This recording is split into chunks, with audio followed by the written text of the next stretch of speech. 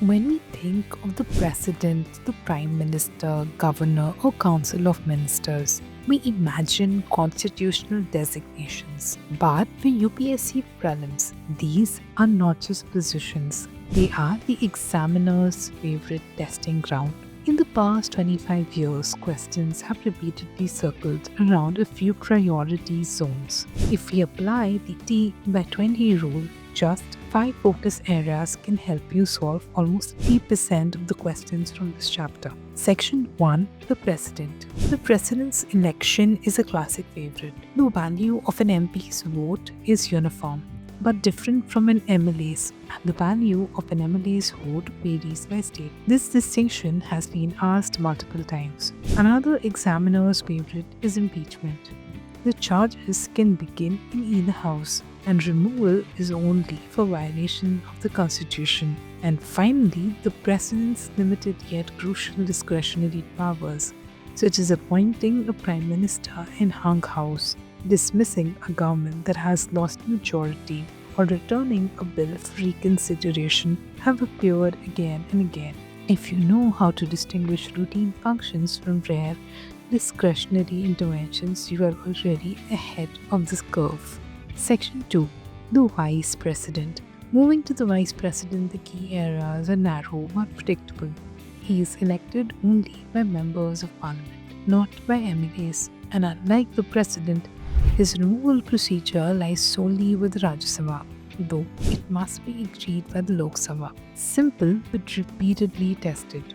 Section 3, Prime Minister and Council of Ministers. The Prime Minister's eligibility is another classic trap.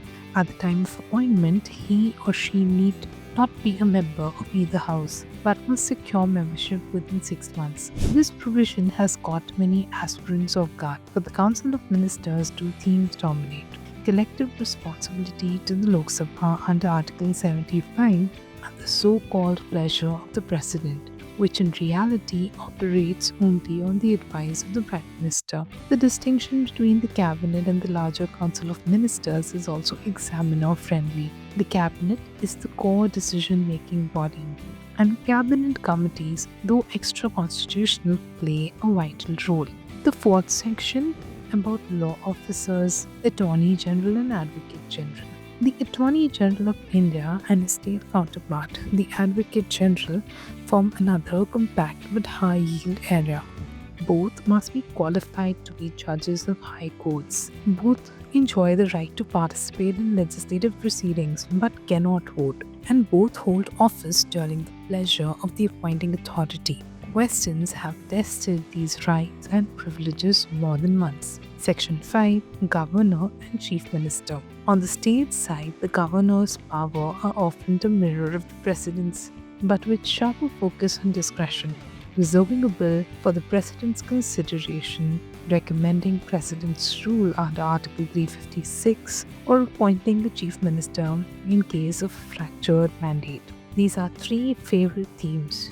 The chief minister, meanwhile, is appointed by the governor, must prove majority on the floor of the assembly, and heads the Council of Ministers that is collectively responsible to the Legislative Assembly. These simple but core areas have been asked again and again. So what is Pareto's secret here? Across 25 years, just 5 recurring zones account for the majority of questions: the President's election and discretionary powers, the Prime Minister's appointment, the Council of Ministers' responsibility, the Governor's discretion, and the Attorney General's role.